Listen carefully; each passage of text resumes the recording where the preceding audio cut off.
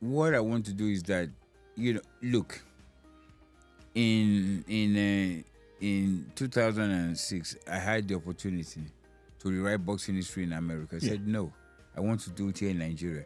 Every Guinness World Record as held in America, George Foreman, Joe Frazier, Muhammad Ali, Ernie Shavers, Bernard Hopkins, everybody set it in America.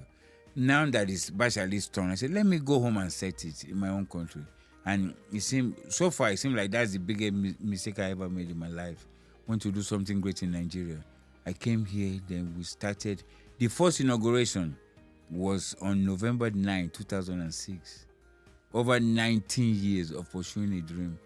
And since then, I never gave up. I just said, we must do this fight here. If I cooperated with the criminals, along the way, I would have had this fight long time ago and had many more. No, you said criminals. Were you involved with the underworld? No. I don't understand.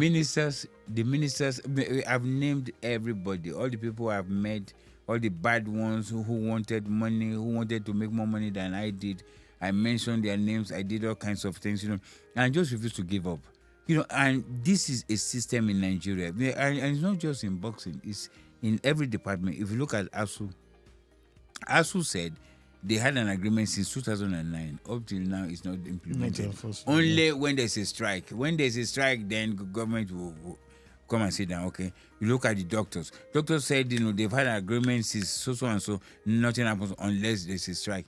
And Bashali, because I'm one man, I've not been able to really get the attention I'm supposed to get. But, I never gave up. I keep pushing. And now, it must happen. It has to happen in this country. I've put in all my life. I've not earned a kobo. Since 2009, I've not made a kobo in my life. My last offer was 75 million euros. So fight either in Germany, Dubai, or Saudi Arabia. I said, no. I want to fight in my country, Nigeria. Bash, 19 years ago, yes. This dream of yours, for many people would have been realistic. Yes. But 19 years down the line, you're almost 70. Yes, almost 70. A lot of people would say this is foolhardy. That dream is and how do you get the sanction or permission of the boxing board to engage in such a fight? To sanction the fight? Yeah. As I'm talking to you now, I have about 4 boxing buddies who want to come in with special belt, because they want to be part of boxing history. And apart from that, I, Bashiru Ali, am the sole owner of the World Boxing Federation. The sole owner. So, I have the yam and I have the knife, like they say. I will sanction my own fight. I don't even need anybody. Is that possible? Yes. You can't sanction a fight in Nigeria without the input of the Nigerian boxing. No. The NBBFC. No. The approval is Nigeria Boxing Board of Control. Yeah. To sanction a fight, to say that we give this the stamp of a world championship. So that will be from the WBF. I have the power. Thank you very much. Yeah. I have the power to do that. So and apart from that, but do you have the approval? The world.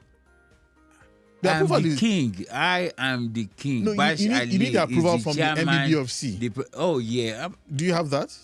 They are dying to be part of boxing history. Who will not want to be part of boxing history? You said 70 now, okay?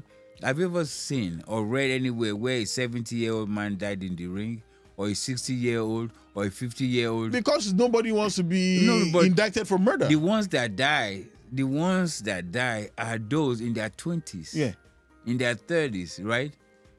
But others, Sal Mambe fought, when he was 61, he did not die. Mike Tyson just did recently at 58, and thank you very much. So but that was they didn't die. But exhibition or not, we are throwing punches. So this one is not an exhibition. This is knockdown, drag out fight. The world wants to see. Does this old man from Nigeria, want to die, want to commit suicide by fighting this guy? And do you know who I'm fighting? Andy Ruiz Jr., the man who knocked out Anthony Joshua. Isn't that suicidal? Thank you very much. And you will pay. To watch a suicide. Yeah, you will pay to see. That's dark. This man must be crazy. This Nigerian, Bashir Ali has lost his mind, but you will pay. So you have, let me get this straight. You will pay to see it. Andy Ruiz ready to... Andy Ruiz Jr. will come tomorrow. There's a contract. It's signed. We have spoken now. We have spoken with his team. Yeah, but do you have a signed No, contract? you don't sign a contract until you are ready now. Yeah, I'm not going to say. Okay, yes, so you're not ready yet. Yeah, Okay. no, I mean, like, look, all the heavyweights, they will all fight partially. Do you know why? Because they see me as easy money. We are going to Africa. We'll be this old man and take the money and go. What's on the table, Bash? How much is on the table? How much is on the table? You know, the total money to put this historic event together is $500 million US. 500 million US dollars. Yes, because we have who is who on the undercard. You know, you will see Mike Tyson, you will see Evander Holyfield, Tyson Fury. All these people, you know, it's going to be loaded. I'm just going to come out and close the show. So who's putting up the money? Private sector. Private sector driven. The federal government of Nigeria is not putting up a cover. The federal government has brought the private sector together to put up the money. And the money has been put up, the money has been deposited at the central bank. So you're telling me... All what we need is re-inauguration. That's why I'm going back to the National Assembly, you know, on the 13th, on the 9th of next month. Of December. So you're telling me December that right 9th, now, we put it together. as we speak, there's Yes. $500 million. $500 million Sitting in the CBN for this fight. For this historic event. The only thing that has crippled it, the only thing that has delayed it is corruption. Because I said, no, let us do the right thing.